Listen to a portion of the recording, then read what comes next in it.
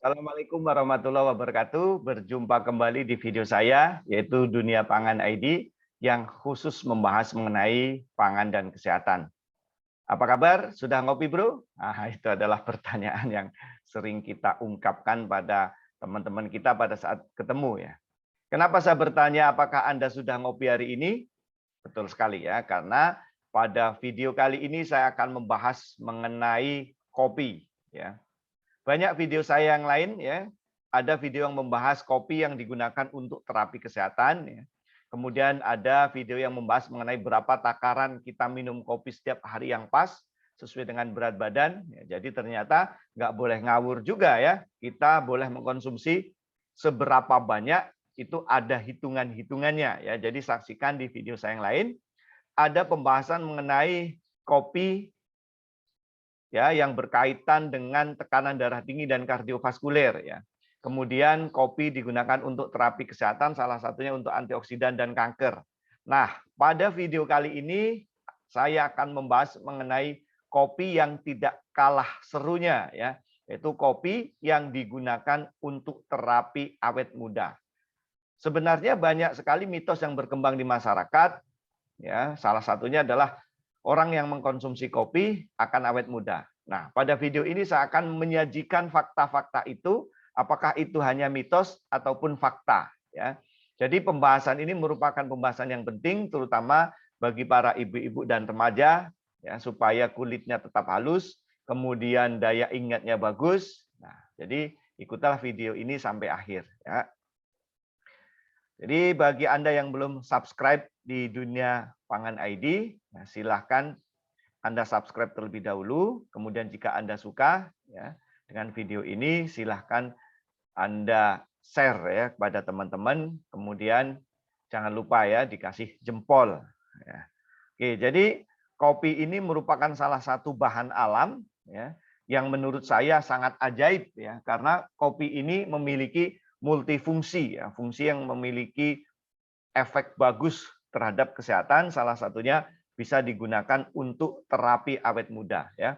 Siapa sih yang tidak ingin awet muda? Ya, tentu setiap orang ingin tetap awet muda ya, baik bapak-bapak maupun ibu-ibu, baik remaja maupun ya para manula pun sebenarnya ingin mampu bertahan pada kondisi awet muda, tetapi kondisi yang belum tentu bisa ya dilakukan seperti ini. Nah, dengan mengkonsumsi kopi rutin, saya akan menyajikan beberapa fakta-fakta dari hasil penelitian terkait antara konsumsi kopi dengan kondisi awet muda seseorang. Nah, sebelum saya membahas lebih lanjut, saya akan memberikan beberapa kriteria yang disebut dengan awet muda itu yang seperti apa ya. Jadi sudah dipublikasikan di jurnal American Psychological Society bahwa yang dimaksud dengan usia ini dibagi menjadi 3. Yang pertama yang disebut dengan usia kronologis ya. Apa itu usia kronologis?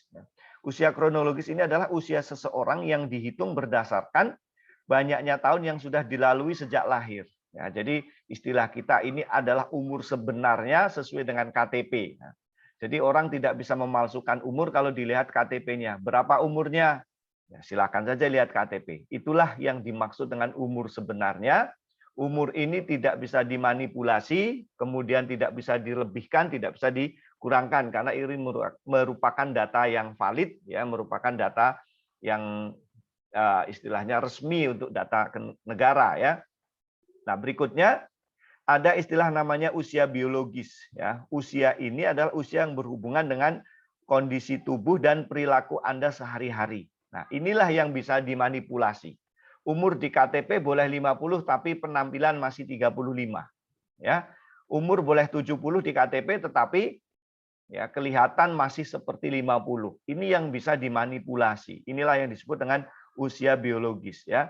Ada orang disebut istilah boros ya. Boros itu orang yang masih muda kelihatan sudah berusia. Nah, sebenarnya usia 30 akan kelihatan seperti 40 ya. Ini menyebutnya orang seperti sudah boros banget mukanya gitu ya. Itu yang bisa dimanipulasi adalah usia biologis ya, bisa dimanipulasi dengan penampilan.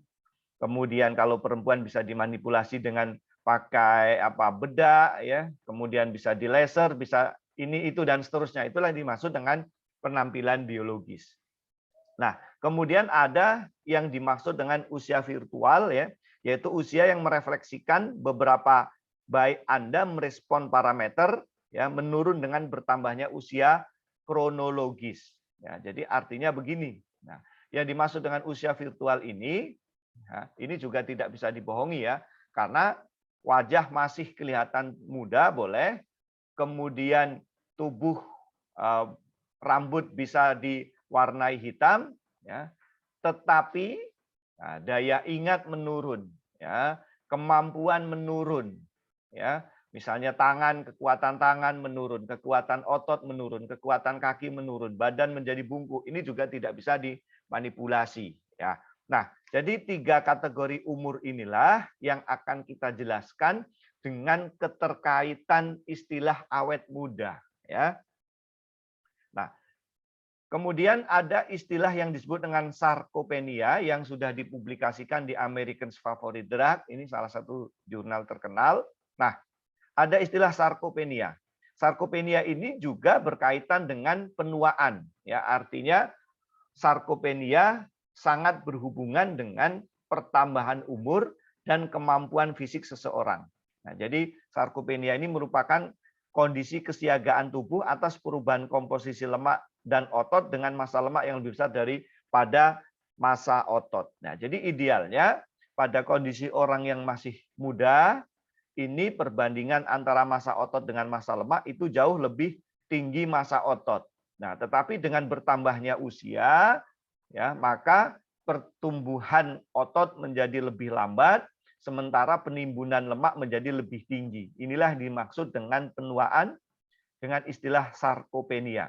Nah, ternyata penimbunan massa otot yang lebih tinggi penimbunan lemak yang lebih banyak dibanding massa otot akan menyebabkan berbagai penurunan kemampuan tubuh, ya.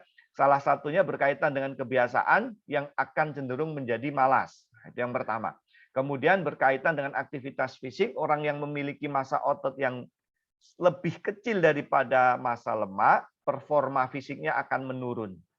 Kemudian akan terjadi penurunan daya ingat karena kerusakan sel otak. Ya, ini yang akan menyebabkan kepikunan. Kemudian selanjutnya akan diikuti dengan penurunan fungsi organ akibat oksidasi. Nah, inilah yang akan menyebabkan oksidasi pada kulit, tentu akan menyebabkan kulit menjadi berkeriput, ya. Oksidasi pada organ-organ penting, ya, misalnya pada sel beta pankreas akan menyebabkan diabetes, ya, karena insulinnya tidak diproduksi dalam jumlah yang cukup. Kemudian oksidasi pada saluran darah akan menyebabkan plak, terjadinya darah tinggi, kemudian kardiovaskuler. Inilah yang disebut dengan kondisi penuaan. Nah, ini yang tidak bisa dilawan kecuali dengan beberapa aktivitas, ya. Misalnya latihan, pola hidup sehat, ya, olahraga, mengkonsumsi makanan yang tinggi serat. Nah, itu salah satunya. Nah, tetapi pada video ini saya akan fokus bagaimana mencegah sarkopenia atau penuaan dengan cara mengkonsumsi kafein, ya, atau dengan mengkonsumsi kopi. Nah, kondisi sarkopenia ini tentu tidak bisa dihindari, ya, artinya pasti akan dialami pada setiap orang, ya, baik pada laki-laki maupun pada perempuan. Ya, jadi sekali lagi sarkopenia inilah yang kemudian kita sebut dengan penuaan. Ya, tadi ada beberapa indikator yang dimaksud dengan penuaan. Yang pertama adalah kondisi fisik yang kemudian melemah, ya, itu yang pertama. Kemudian yang kedua adalah kerusakan sel otak yang kemudian menjadi daya ingat menurun. Yang ketiga, ya, yang ketiga adalah akibat oksidasi. Akibat oksidasi yang bisa menyebabkan oksidasi pada kulit sehingga kulit berkeriput, kemudian oksidasi pada organ penting itu akan menurunkan beberapa organ penting menjadi aktivitasnya menjadi lebih rendah daripada pada kondisi muda. Inilah 3 penyebab inilah yang kemudian orang maknai sebagai kondisi penuaan. Nah, saya akan menunjukkan beberapa bukti ilmiah bahwa kopi atau mengkonsumsi kafein ini bisa menjadikan orang menjadi lebih muda dari usia kronologisnya. Ya, jadi usia kronologisnya akan menjadi lebih kelihatan lebih muda usia biologisnya dari kronologisnya, ya. Yang pertama, mengkonsumsi kafein dapat meningkatkan kekuatan fisik. Ya, jadi tadi sudah saya jelaskan, salah satu ciri penuaan adalah penurunan kekuatan fisik. Ya, jadi kafein dapat melawan sarkolema melalui beberapa mekanisme. Yang pertama, membantu pembentukan otot. Ya, sekali lagi membantu pembentukan otot. Ya, semakin tambah usia seseorang, volume ototnya akan menjadi lebih kecil dibanding dengan volume lemaknya. Ya, sementara kafein akan membantu melawan penuaan dengan menumbuhkan otot. Ya, artinya perbandingan massa otot akan menjadi lebih stabil dibanding dengan pertumbuhan lipida ya, sehingga massa otot akan berimbang dengan massa lipida ya. Yang kedua, mengubah perilaku malas ya. Salah satu penyebab orang menjadi cepat tua karena malas sehingga tidak bergerak, sehingga kondisi lipida akan semakin tinggi dan kondisi kesehatan akan menurun. Kemudian berikutnya, yang ketiga, kafein dapat meningkatkan stamina sehingga pada saat kita olahraga, kita memiliki durasi olahraga yang lebih tinggi ya, sehingga kondisi tubuh akan menjadi lebih sehat ya. Jadi salah satu ciri dari penuaan adalah menurunnya stamina sehingga dia menjadi mudah capek. Akibat mudah capek ini maka menyebabkan orang tidak mau berolahraga. Nah, kondisi ini akan menjadi semakin terpuruk ya, akan menjadi semakin cepat tua ya. Berikutnya, kafein membantu manula menjadi lebih aktif dan melawan penuaan ya. Jadi bagi manula ya yang lebih aktif maka akan cenderung memiliki massa otot yang tinggi, kemudian daya ingatnya bisa dinaikkan ya, dan bisa melakukan aktivitas fisik ya. Yang kedua, kafein mampu mencegah kepikunan. Ya. Jadi tadi sudah saya jelaskan ciri-ciri orang yang mengalami penuaan diri. Penuaan dini yang pertama adalah kondisi fisiknya menurun, yang kedua adalah kemampuan berpikirnya juga menurun. Salah satunya adalah menyebabkan kepikunan. Nah, hasil penelitian jadi yang sudah dipublikasikan di dalam jurnal menunjukkan bahwa kafein bisa meningkatkan daya ingat ya, terutama pada manula, ini lebih baik dengan peningkatan daya ingat pada usia masih muda. Jadi sama-sama dikasih kopi, yang satu masih muda, yang satu sudah tua, maka pemulihan peningkatan daya ingat akan lebih efektif pada orang yang sudah tua dibanding dengan yang masih muda. Ini hasil penelitian. Ya. Kemudian yang kedua, kafein mampu meningkatkan absorpsi dan metabolisme kalsium pada bagian otak, terutama pada hipotalamus, sehingga kerusakan sel otak bisa dicegah. Ya, jadi kerusakan sel otak inilah yang menyebabkan orang akan mengalami penurunan daya ingat. Dengan mengkonsumsi kopi atau mengkonsumsi kafein, maka kafein akan membantu proses absorpsi dan metabolisme kalsium di dalam sel otak. Nah, jadi absorpsi dan metabolisme kalsium pada sel otak akan membantu melindungi sel otak dari kerusakan sehingga daya ingat ini bisa ditingkatkan. Itulah salah satu mekanisme pencegahan ya penurunan daya ingat dengan mengkonsumsi kopi.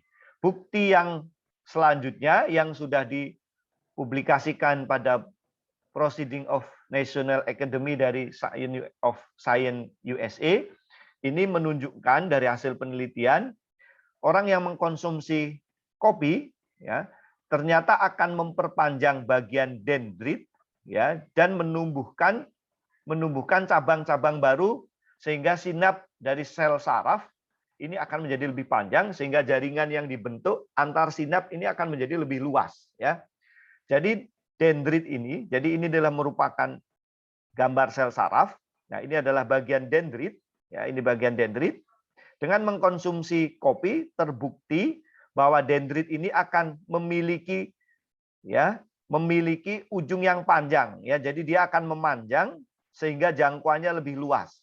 Ini yang pertama. Yang kedua, dengan mengkonsumsi kopi dendrit ini akan memiliki banyak cabang ya, banyak cabang sehingga akan menjadi lebih rimbun ya.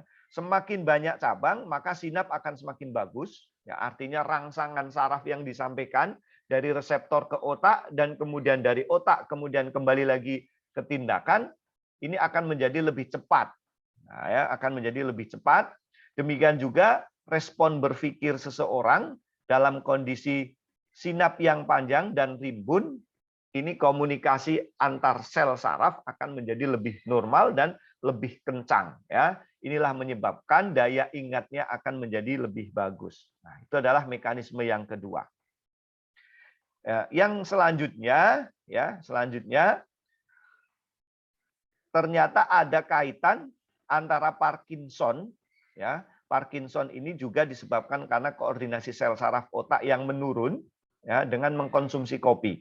Jadi Parkinson ini merupakan kondisi atau penyakit yang disebabkan karena kerusakan sel otak, ya, atau disebut dengan degeneratif sel otak. Ya, inilah yang menyebabkan salah satu contohnya misalnya bibir gemetar, ya, tangan gemetar, tremor, jalan tadi sempoyongan, ya, bahkan bisa menyebabkan kelumpuhan. Dan ini kejadiannya cukup tinggi, ya, di Amerika itu bisa 50.000 kasus per tahun, ya. Nah, salah satu sebabnya karena otak ini tidak bisa memproduksi dopamin, ya, sehingga sel otak akan menjadi mudah rusak. Ya, sekali lagi, otak tadi tidak bisa memproduksi dopamin sehingga sel otak akan menjadi mudah rusak. Akibat sel otak menjadi mudah rusak inilah yang menyebabkan koordinasi antara sel saraf pusat, ya, dengan sel saraf yang lain ini menjadi tidak berjalan dengan baik, ya, sehingga bisa menyebabkan tremor dan gangguan-gangguan yang lain.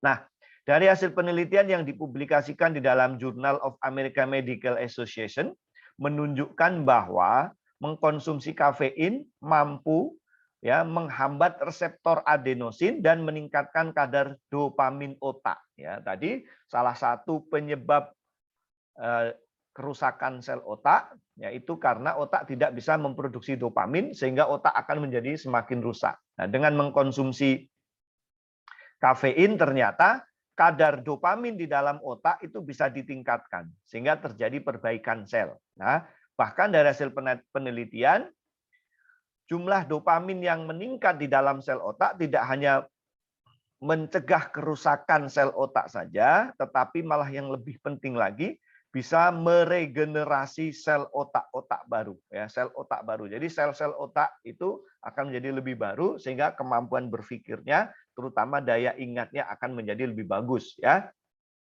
Yang ketiga, ya, terkait dengan kasus Alzheimer.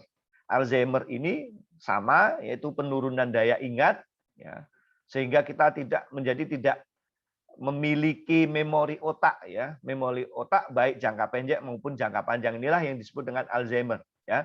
Ini juga terjadi disebabkan karena kerusakan sel otak akibat penuaan.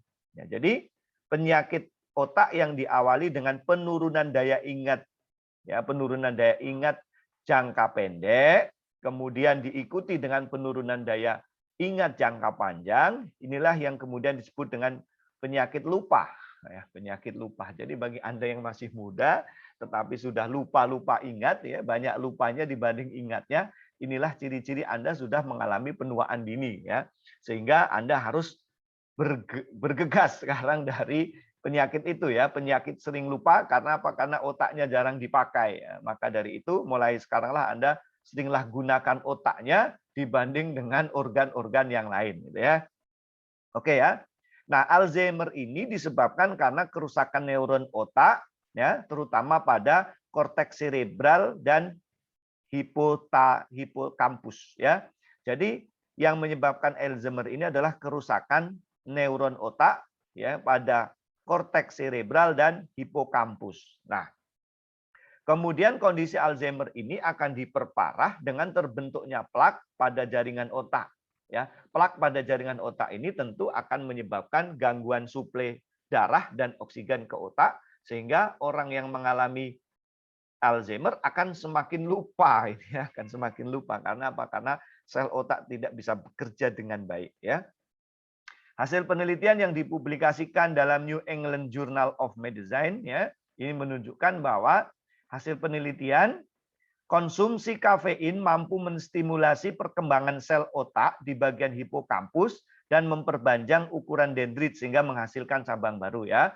Jadi artinya orang yang mengkonsumsi kafein, nah, sel otak di bagian hipokampus ini bisa diperbaiki dan juga akan memperbaiki ukuran dendrit menjadi lebih panjang dan lebih rimbun. Ya, inilah yang merupakan fungsi untuk peningkatan kecerdasan dan peningkatan daya ingat. Ya, dengan demikian mengkonsumsi kafein bisa digunakan untuk mengurangi atau bisa mengobati kondisi Alzheimer.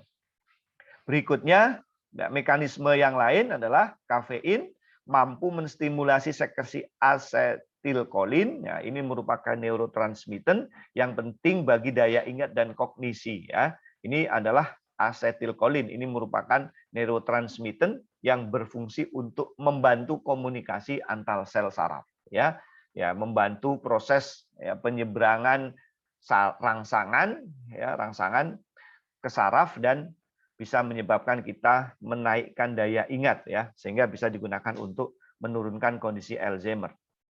Nah, poin yang keempat ya, tadi penuaan itu terkait dengan daya ingat, kemudian kemampuan fisik, yang keempat adalah oksidasi. Nah, oksidasi ini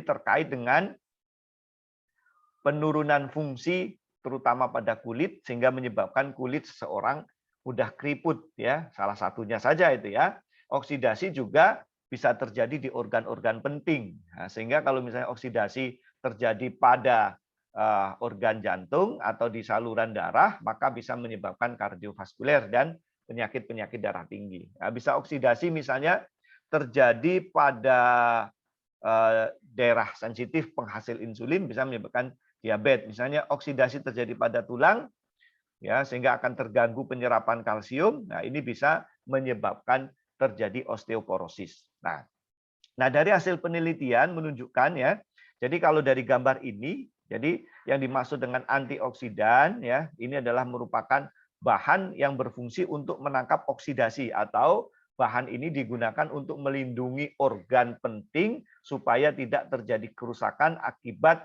bahan-bahan oksidan ya, atau oksidator ya. Nah, hasil penelitian ini menunjukkan bahwa kafein ini memiliki aktivitas antioksidan yang lebih kuat dibanding vitamin C ya.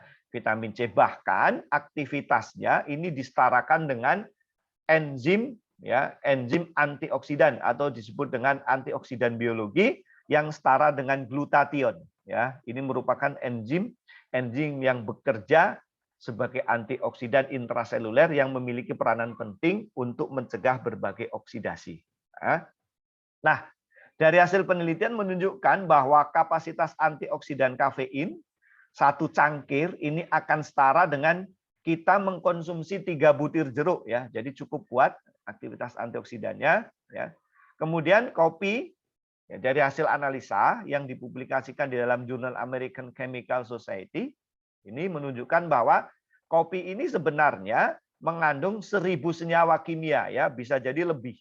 Dari 1000 ini ternyata 300 senyawanya ini merupakan senyawa yang memiliki potensi antioksidan.